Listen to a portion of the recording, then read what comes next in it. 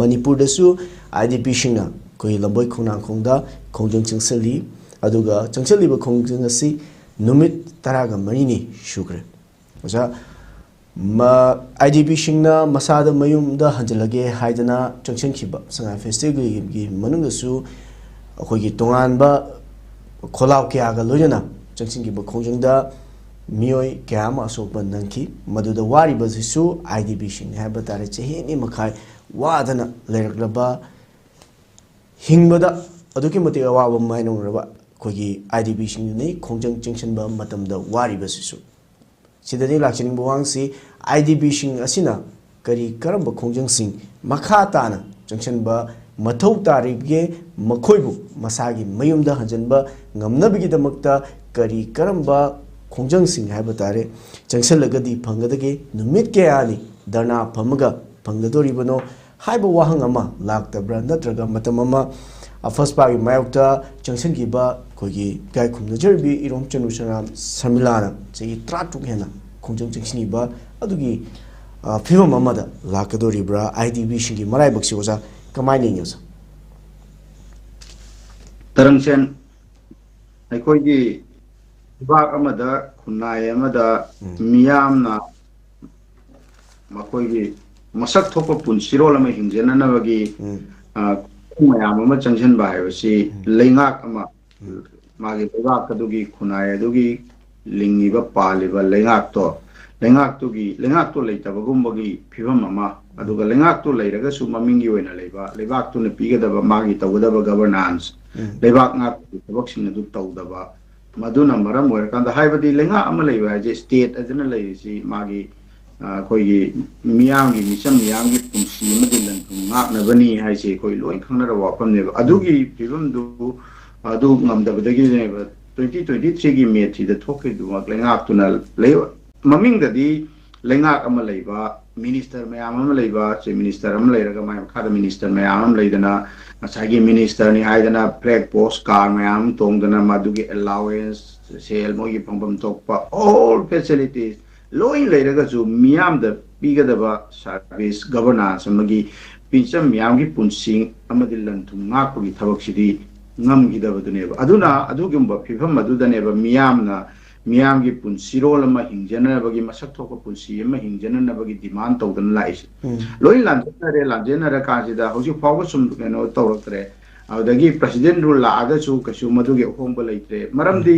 ꯍꯣꯡꯗ꯭ꯔꯤꯁꯤ president rule ꯂꯩꯒꯦꯔꯥ ꯒꯕꯔꯟꯃꯦꯟ ꯂꯩꯒꯦꯔꯥ ꯍꯣꯡꯗ꯭ꯔꯤꯕꯒꯤ ꯄꯣꯠꯁꯤꯗꯤ ꯀꯩꯒꯤꯅꯣ ꯍꯥꯏꯔꯀꯥꯟꯗ ꯃꯅꯤꯄꯨꯔꯗ ꯂꯩꯔꯤꯕ ꯆꯠꯊꯔꯤꯕ ꯂꯩꯉꯥꯛ ꯑꯁꯤꯒꯤ ꯃꯥꯒꯤ ꯄꯣꯂꯤꯁꯤꯗꯨꯗꯤ ꯑꯃꯈꯛꯇꯅꯦꯕ ꯃꯗꯨ ꯁ꯭ꯇꯦꯠ ꯒꯕꯔꯟꯃꯦꯟ ꯂꯩꯒꯦꯔꯥ ꯄ꯭ꯔꯁꯤꯗꯦꯟ ꯔꯨꯜ ꯑꯣꯏꯅ ꯆꯂꯥꯏꯒꯦꯔꯥ ꯉꯁꯥꯏꯒꯤ ꯏꯟꯗꯤꯌꯥꯒꯤ ꯂꯩꯔꯤꯕ ꯃꯅꯤꯄꯨꯔꯗ ꯀꯃꯥꯏꯅ ꯇꯧꯅ ꯂꯩꯕꯥꯛ ꯉꯥꯛꯀꯗꯒꯦ ꯃꯅꯤꯄꯨꯔꯒꯤ ꯃꯤꯌꯥꯝꯁꯦ ꯀꯃꯥꯏꯅ ꯇꯧꯅ ꯂꯣꯏꯅꯒꯗꯒꯦ ꯃꯅꯤꯄꯨꯔꯁꯤ ꯀꯔꯝꯕ ꯃꯤꯠꯌꯦꯡꯗ ꯌꯦꯡꯉꯤꯒꯦ ꯍꯥꯏꯕ ꯏꯟꯗꯤꯌꯥꯒꯤ ꯑꯣꯏꯕ ꯃꯄꯨꯡ ꯑꯣꯏꯕ ꯃꯥꯒꯤ ꯋꯥꯈꯜ ꯃꯤꯠꯌꯦꯡꯗꯨ ꯍꯣꯡꯗꯕꯅꯤꯅ ꯑꯗꯨꯝ ꯍꯥꯃꯨ ꯇꯥꯕꯒꯤ ꯐꯤꯕꯝꯗꯨꯅꯦꯕ ꯑꯩꯈꯣꯏꯗ ꯂꯩꯔꯤꯁꯤ ꯃꯌꯥꯝꯅ ꯂꯩꯉꯥꯛ ꯑꯅꯧꯕ ꯑꯃ ꯂꯥꯛꯁꯅꯨ ꯉꯁꯥꯏꯒꯤ ꯃꯗꯨꯒꯤ ꯋꯥꯈꯜ ꯃꯤꯠꯌꯦꯡꯗꯨ ꯍꯣꯡꯗ꯭ꯔꯒꯗꯤ ꯑꯩꯈꯣꯏꯒꯤ ꯇꯧꯊꯣꯔꯛꯀꯗꯧꯔꯤꯕ ꯊꯕꯛꯁꯤꯡ ꯑꯗꯨ ꯀꯩꯁꯨ ꯑꯩꯈꯣꯏꯒꯤ ꯃꯤꯌꯥꯝꯒꯤ ꯄꯨꯛꯅꯤꯡ ꯂꯨꯝꯕ ꯑꯩꯈꯣꯏꯒꯤ ꯃꯤꯌꯥꯝꯒꯤ ꯑꯄꯥꯝꯕ ꯐꯪꯕ ꯑꯃꯗꯤ ꯑꯩꯈꯣꯏꯒꯤ ꯗꯤꯒꯅꯤꯐꯥꯏꯠ ꯑꯣꯏꯕ ꯂꯥꯏꯐ ꯑꯃ ꯍꯤꯡꯕꯒꯤ ꯐꯤꯕꯝꯗꯣ ꯑꯩꯈꯣꯏ ꯍꯧꯖꯤꯛꯐꯥꯎ ꯂꯩꯇꯦꯕ ꯑꯗꯨꯕꯨ ꯉꯁꯥꯏꯒꯤ ꯏꯔꯥꯡ ꯃꯌꯥꯝ ꯑꯃ ꯂꯩꯔꯨꯔꯀꯥꯟꯁꯤꯗ ꯒꯕꯔꯟꯃꯦꯟꯠꯅ ꯁꯉꯥꯏ ꯐꯦꯁꯇꯤꯚꯦꯜ ꯇꯧꯁꯜꯂꯛꯄꯒꯤ ꯄꯣꯠꯇꯨꯗ ꯑꯗꯨꯗꯤ ꯁꯉꯥꯏ ꯐꯦꯁꯇꯤꯚꯦꯜ ꯑꯁꯤꯗꯤ ꯀꯩꯅꯣ ꯅꯣꯔꯃꯦꯜ ꯁꯤꯆꯨꯋꯦꯁꯟ ꯑꯃꯗ ꯏꯔꯥꯡ ꯂꯩꯇꯕ ꯃꯇꯝ ꯑꯃꯗ ꯇꯧꯒꯗꯕ ꯄꯣꯠꯅꯤꯅ ꯃꯗꯨ ꯒꯕꯔꯟꯃꯦꯟꯠꯅ ꯃꯥꯒꯤ ꯅꯣꯔꯃꯦꯜꯁꯤꯗꯨ ꯂꯩꯔꯦ ꯍꯥꯏꯕ ꯌꯥꯕ ꯎꯠꯅꯅꯕ ꯑꯣꯏꯅ ꯁꯉꯥꯏ ꯐꯦꯁꯇꯤꯚꯦꯜ ꯄꯥꯡꯊꯣꯛꯄꯗꯧꯅ ꯇꯧꯔꯛꯄꯗꯨꯗꯒꯤ IDPs ꯃꯌꯥꯝꯅ ꯃꯗꯨ ꯕꯣꯏꯀꯣꯠ ꯇꯧꯔꯛꯄ ꯑꯗꯒꯤ ꯀꯣꯀꯣꯃꯤꯅ ꯕꯣꯏꯀꯣꯠ ꯇꯧꯔꯛꯄ ꯑꯗꯨꯒ ꯑꯗꯨꯒꯤ ꯐꯤꯕꯝ ꯃꯌꯥꯝꯗꯨꯒ ꯂꯥꯛꯑꯀꯥꯟꯗ ꯑꯗꯨ ꯑꯣꯏꯇꯥꯔꯒꯗꯤ ꯅꯣꯏꯅ ꯁꯉꯥꯏ ꯐꯦꯁꯇꯤꯚꯦꯜ ꯇꯧꯗꯅ ꯑꯩꯈꯣꯏꯒꯤ ꯅꯣꯔꯃꯦꯜꯁꯤ ꯂꯩꯔꯦ ꯍꯥꯏꯇꯥꯔꯗꯤ ꯑꯩꯒꯤ ꯏꯌꯣꯝ ꯏꯪꯈꯣꯜꯁꯤꯡꯗꯨꯗ ꯆꯪꯖꯔꯒꯦ ꯍꯥꯏꯗꯅ IDPs ꯃꯌꯥꯝꯒꯤ ꯈꯣꯡꯍꯧ ꯂꯥꯛꯄ ꯃꯇꯝꯗꯨꯗ ꯁꯦꯀ꯭ꯌꯨꯔꯤꯇꯤꯒꯤ ꯀꯔꯤꯒꯤ ꯀꯥ ꯍꯦꯟꯕ ꯂꯤꯆꯠ ꯃꯌꯥꯝ ꯑꯃꯅ ꯍꯥꯏꯇꯥꯔꯦ ꯑꯩꯈꯣꯏꯒꯤ ꯃꯥꯟꯅꯗꯕ ꯃꯤꯠꯌꯦꯡ ꯍꯥꯏꯇꯥꯔꯦ ꯁ꯭ꯇꯦꯠꯀꯤ ꯂꯩꯔꯤꯕ ꯁꯦꯀ꯭ꯌꯨꯔꯤꯇꯤꯒꯤ ꯃꯥꯟꯅꯗꯕ ꯃꯤꯠꯌꯦꯡ ꯑꯇꯣꯞꯄ ꯀꯥꯡꯄꯣꯛꯄꯤꯗ ꯅꯠꯇ꯭ꯔꯒ ꯆꯨꯔꯆꯥꯟꯄꯨꯔꯗ ꯅꯠꯇ꯭ꯔꯒ ꯇꯦꯡꯅꯧꯄꯜꯗ ꯃꯣꯔꯦꯗ ꯇꯧꯕꯗꯅ ꯑꯗꯨꯝ ꯉꯁꯥꯏꯒꯤ ꯇꯧꯔꯤꯉꯩ ꯉꯁꯥꯏꯒꯤ ꯃꯣꯏ ꯃꯤꯌꯥꯝꯗꯨꯅ ꯁꯤꯚꯤꯂꯤꯌꯟ ꯃꯌꯥꯝ ꯑꯣꯏꯒꯦꯔꯥ ꯈꯨꯠꯂꯥꯏ ꯄꯥꯏꯕ ꯂꯥꯟꯃꯤꯅ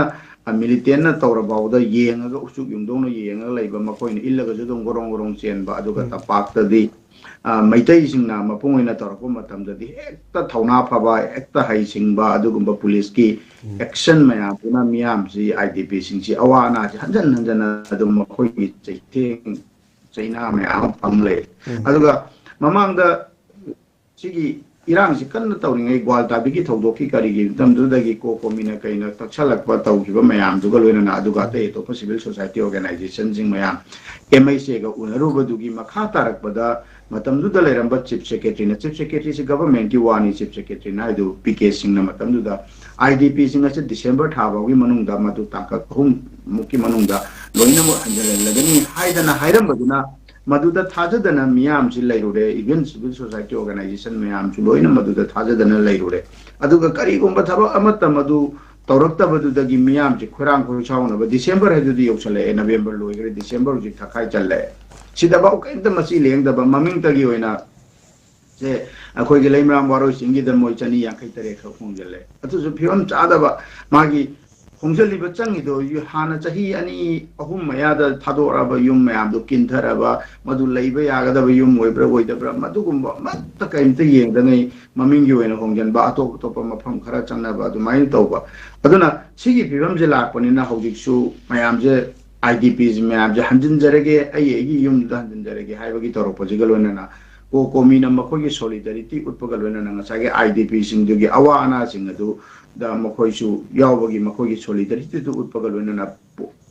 IDPs मैम से लोइनमक मयुम हिंगोन सिंगदु द हंजनजब यानानबगी संगसेलैबा मुबसिगी मखादा को कोमीना यारेक मिनबगी मखोगी मरक्ता इंथमगी इंगबा मतमजिदा यारेक मिनबगी कई खोंजंग अमा सोलिडरिटी मलाइजे सिजु अदुम जंक्शन बदुगी खुंथांग चागी गवर्नमेंट प्रेशर अमा पीननबगी कइनो अमनी हाइदना खले अदुबु ना ताथीरबा अदुगा ममित तांगबा दौना लैरिबा गवर्नमेंट आखरागी नोय म्यामना हाइनिंगबा हाइजौ अखोय गवर्नमेंट तौगदबदो मतम मतमगी मतुंगिना तौरकनी नोय म्यामना हाइरे हाइदना अखोयने जित खुदक्ता नोय अपाम अखोयनो जि तौदौ नते नोयना हाइरे हाइदना अखोयना तौनिंगबा तौगदो अखोयन तौगदो लैरि हाइबगी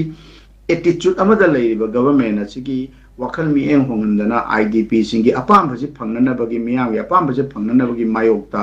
अखोय प्रेशर जे चपचाबा प्रेशर म पीबसिमक्ति अहिंग यारेक मिनबदुं हातनदी ओइरोय अदुगा हौगी तौरिबा चंगछलिबा खुंजंग करिनो ओइरोयना हेजरिसि कइनो द मसि चंगछनबदी मथौ ताय अदुबो अखोयना उरे अखोयना खंगे करिनो हायकांदा चंगछलिबा मूवमेंट सिंग असिगी मागी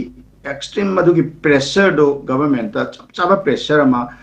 मागी खमतेंग प्रेशर मा पीथ्री बावा कोई लेंगदबनेबा लैरिबा गवर्नमेंट की फिबम असे अदुना अदुना बोय कोनांगकुंदा मयाम अमा खोंजंग चंगछलि तौदना ngarang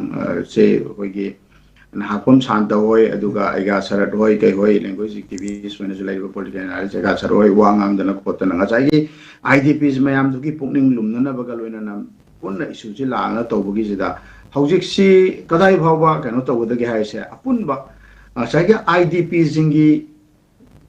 मुक्नातन तब मसे मियाम गी अपुनबगी इहौनेबा साइगे हाइरिबा लांजेना रखब मियाम से मखोगी मयुम हिंगोंदा हंजनद्रिबा बावबदी मणिपुरदा नॉर्मल सिला एजे कमाइ तौना हाइगदोइनो कमाइ तौना मदुगी नॉर्मल सि लाखबगी पोतु ओइदोरिनबा सिगी फियम जे यौरकनबगी पोचिदा मियाम अपुनबगी कोको मी खक्तगी थबक लाउगी तौदोरिसे नत्रगा IDP सिंगी थबक ला अतै मयाम दि करि दौबगी सिदै द कन्वर्स तौरकांदा नसिगी मुबसिदा अतै मयाम चंगछलकांदा वॉइस कॉमन वॉइस अमदा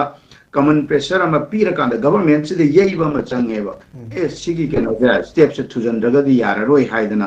अदु तौननबगी थाग अदुदा कमाइ तौना तौगदगी हाइबदु म चंगे नत्रगदी होय असाइगी मूवमेंट सिंग से मणिपुर तौरिबा मूवमेंट सिंग से कोइगी अदुम जे